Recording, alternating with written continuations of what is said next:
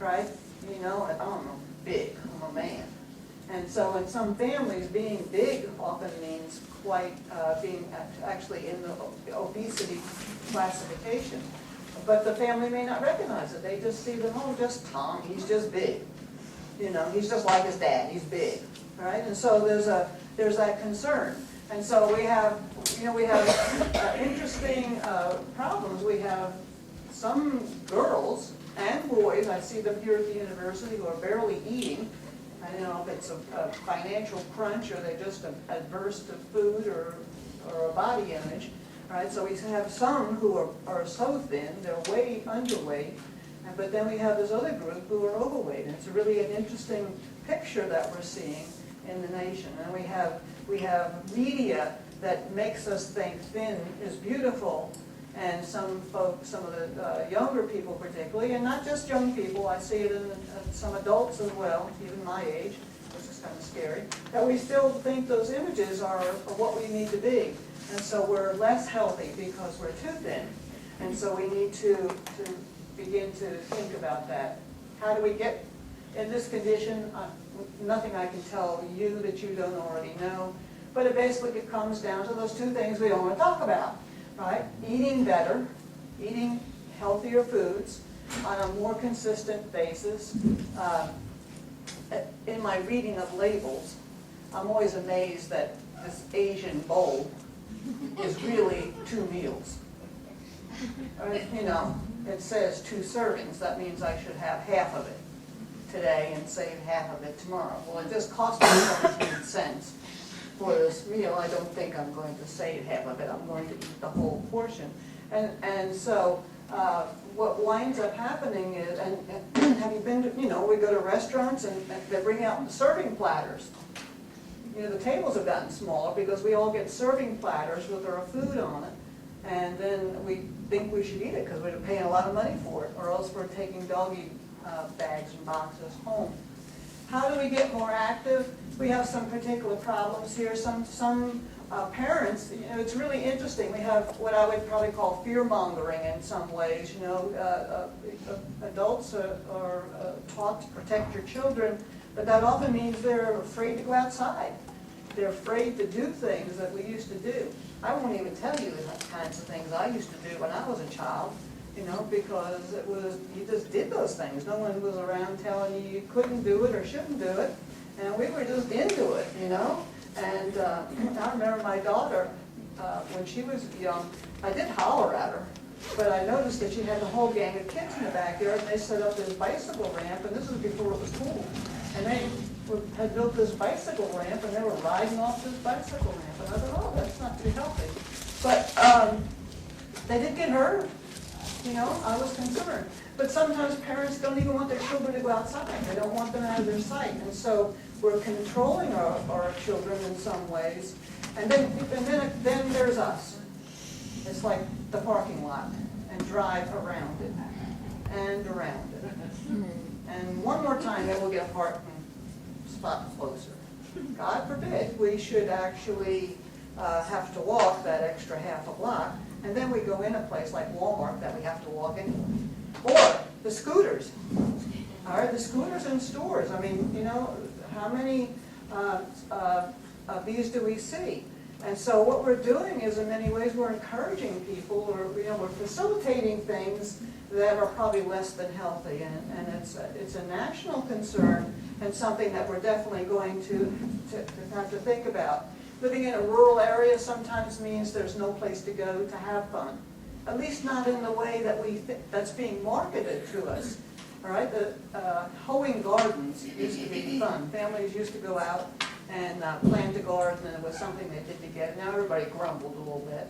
Right? But there was a proud moment in the fall when all of those jars were lined up in the garage or on the shelves or down in that pantry that you had of things that you can. And that was a sign of work that families did together.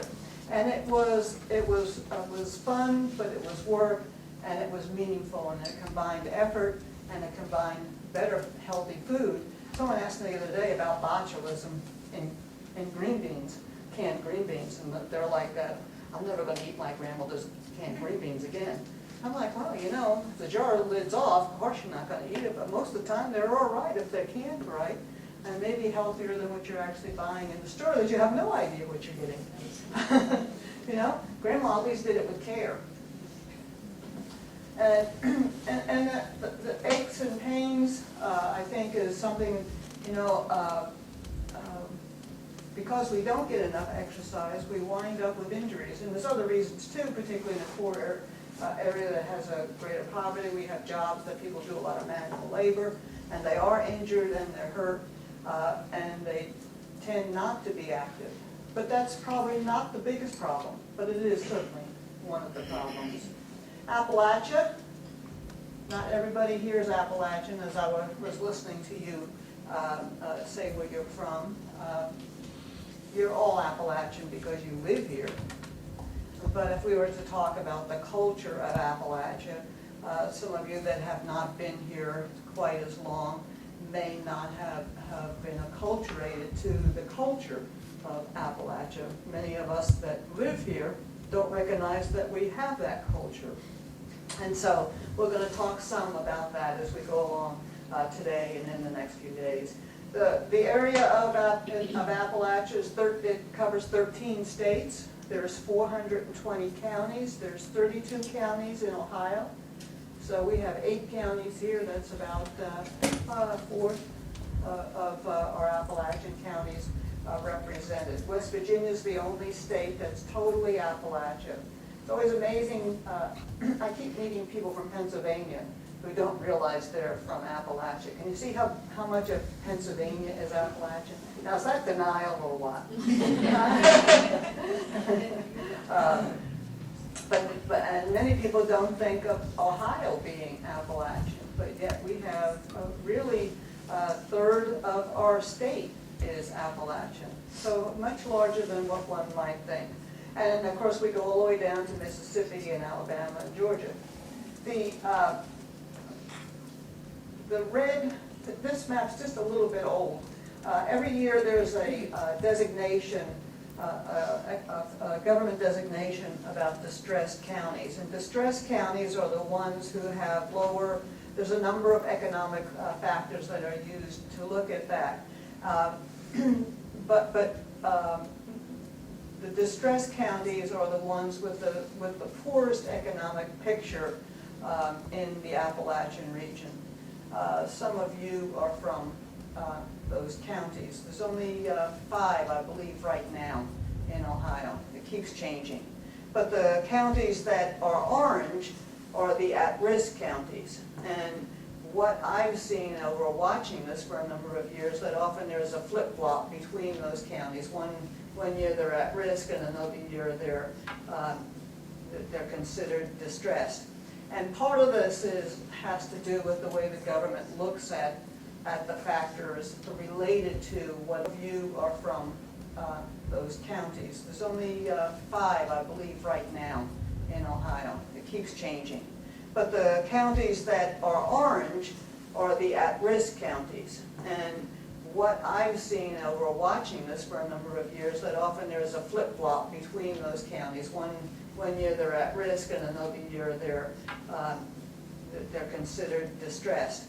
And part of this has to do with the way the government looks at the factors related to what is a distressed area. So if you're living in a at-risk area, I almost don't see a whole lot of difference in southeast Ohio, at least, from those that are distressed. Meigs County, one year is distressed, and the next year it's at risk, and I'm like, what's changed? You know. Right, so I don't know how that gets figured along the way. Another thing to look at when we think about the Appalachian region is